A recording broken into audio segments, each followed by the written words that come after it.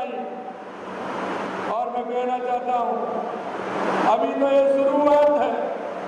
अभी राजस्थान के अंदर इस तरह के कई कॉरिडोर होने जिससे कि राजस्थान की उड़ान और ऊंचाई से जा सके। आकाश में उड़ान भरने के लिए आपको पहले जमीन पर मजबूती से खड़ा होना होगा और अपना ज्ञान बढ़ाते रहें। हर दिन कुछ नया सीखने को भी हमको मिलेगा। विमान एक ऐसा क्षेत्र है जहाँ सटीकता से, धैर्यता के साथ, कुशलता के साथ, टीम वर्क के साथ एक अच्छा काम करना होता है। और जब ये काम हम करते हैं तो आने वाली युवा पीढ़ी को उसका लाभ मिलता है।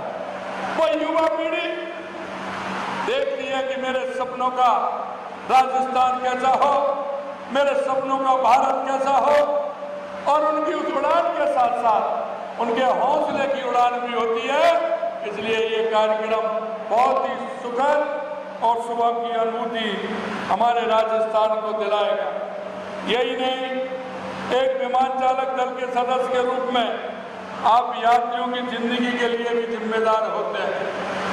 और एक ऐसा काम होता है कि जिसकी कुशलता हमेशा काम आती है और जिस कुशलता के साथ हम काम करते हैं उसमें किसी भी प्रकार की कोई दिक्कत ना हो।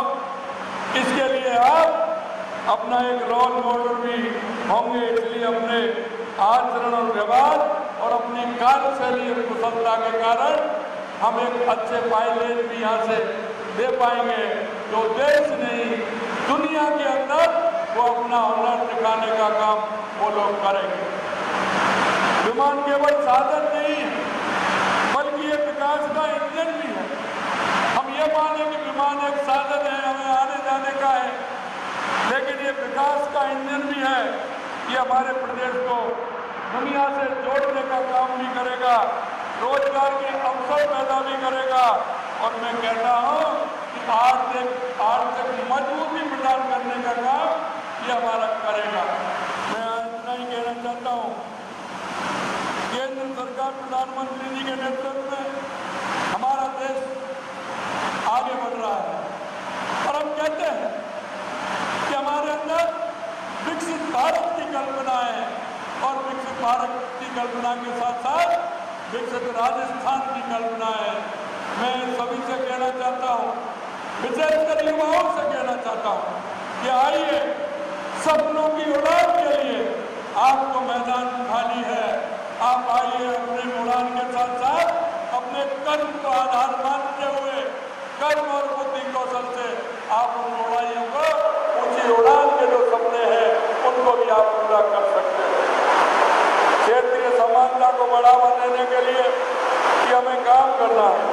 केंद्र सरकार ने देश भर में 21 ग्रीनफील्ड हवाई अड्डों को मंजूरी दी है।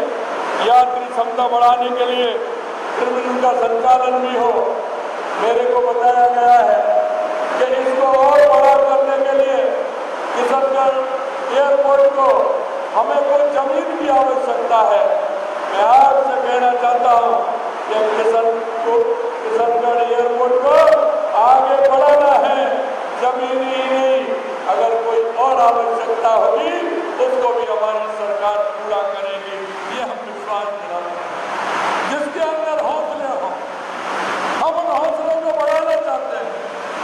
आने वाले इस तरह के लोगों के हौसले अगर बढ़ेंगे तो निश्चित रूप से हमारा राजस्थान भी बढ़ेगा।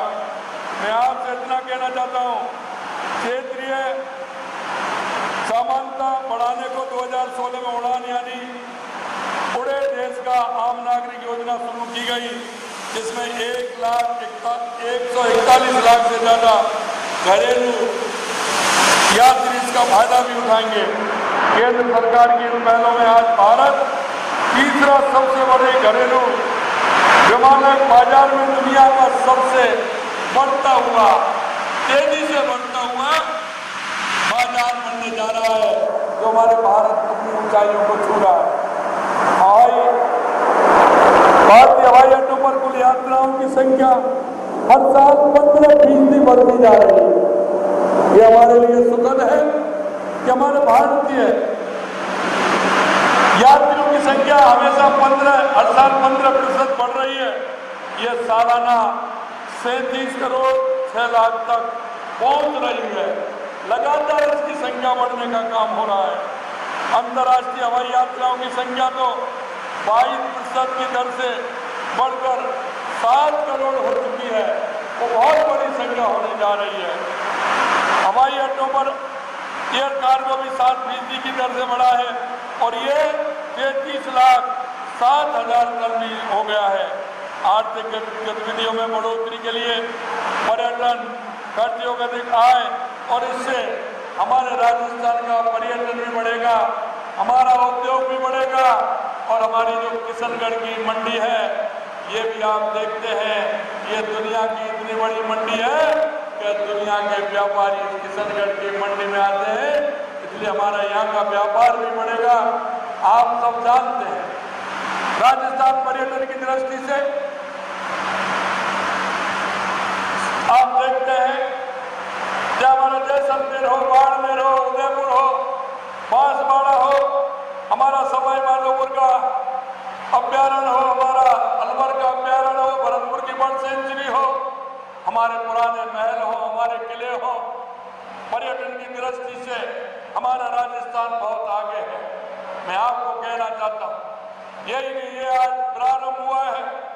इसी तरह हम हमीरगढ़ भीलवाड़ा को बढ़ाना चाहते हैं और इसी तरह हमारा झालावाड़ का एयरपोर्ट है उसको भी हम आगे बढ़ाना चाहते हैं। और मैं इतना ही कहना चाहता हूँ मेरे भाई और बहनों कि राजस्थान के अंदर कोई भी हमारा व्यक्ति ऐसा आएगा, व्यापारी आएगा, उद्योगपति आएगा, वो कोई अच्छा काम राजस्थान के अंदर करना चाहता है, हम कहते हैं उनको सुविधाएं भी देंगे और वो जिस तरह से आएंगे उनकी जो शर्त होंगे हमारी शर्तों के आधार पर उसे काम करने का मौका भी मिलेगा। आज मैं पुनः अभियाना एविएशन के सभी एकेडमी को मैं बहुत बहुत धन्यवाद और साधुवाद देना चाहता हूं कि आप आए हैं। आपने देखा होगा हमारा अभी बजट आया है, हमने हर क्षेत्र का ध्यान रखते हुए हमने उन क्षेत्रों को भी ध्यान रखा है कि उनमें कहाँ हमारा पर्यटन बढ़ सकता है, उद्योग बढ़ सकता है, कृषि का क्षेत्र, हमारे युवा, महिला, मजदूर, किसान, उनको कहाँ रोजगार के अवसर मिल सकते हैं, इसे लेकर के भी हम चले हैं। अंत में मैं आपसे इतना ही कहना चाहता हूँ, हम सभी नागरिकों का कर्तव्य है कि हम अपने नागरिक होने के कर्तव्य का भी पूरा करना चाहिए। हम नागरिक होने के कर्तव्य को पूरा करेंगे तो निश्चित रूप से हमारा देश, हमारा प्रदेश आगे बढ़ेगा। हमारे अंदर अगर सोच पॉजिटिव होगी, अच्छी सोच के साथ हम चलेंगे तो अच्छे लोगों में एक संदेश भी जाएगा। हमारे उन लोगों को संदेश देने का भी काम हमें करना है। और मैं कहना चाहता हूं आप सभी से कि हम हमारे राष्ट्र को अगर विकसित करना चाहते हैं तो हमें नागरिक होने के कर्तव्य को पूरा करते हुए आम जन को सुविधा देने का काम करें, हमारी इस तरह की सेवाओं को बढ़ाने का काम करें, क्योंकि आम जन में अभी बहुत बड़ी आवश्यकता है। हमारे केंद्र की और राज्य सरकार की योजनाएं, बहुत सारी योजना है जो अंतिम पायदान पर जो व्यक्ति खड़ा है उन योजनाओं का उसको लाभ मिले और उन योजनाओं से लाभ लेकर के उस व्यक्ति को हम आगे लेकर के आए। पंडित दीनदयाल उपाध्याय जी के अंत्योदय जो अंतिम पंक्ति में जो व्यक्ति खड़ा है उसको कैसे आगे लाना है, इस पर भी हम ध्यान दें। और अभी आपने देखा है राजस्थान बड़ा क्षेत्र है लेकिन बहुत अधिक रेगिस्तान का क्षेत्र है। अभी 5 जून को पर्यावरण दिवस के अवसर पर देश के यशस्वी प्रधानमंत्री नरेंद्र मोदी जी ने आह्वान किया है कि एक पेड़ मां के नाम। मैं आप सभी से आह्वान करना चाहता हूं क्योंकि हम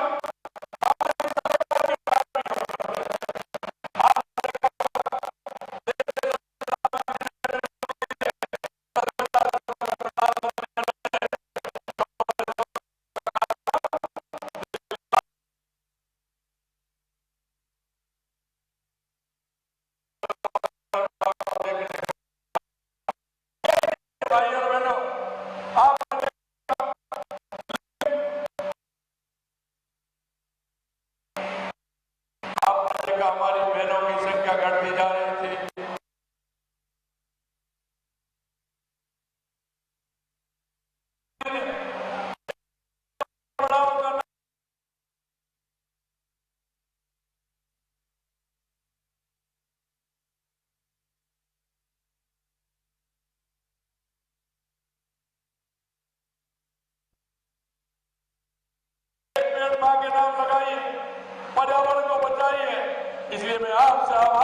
चाहता हूँ कि एक पेड़ मां के नाम लगा करके हम पर्यावरण को बचाने का काम करें, क्योंकि राजस्थान तो वो धरती है।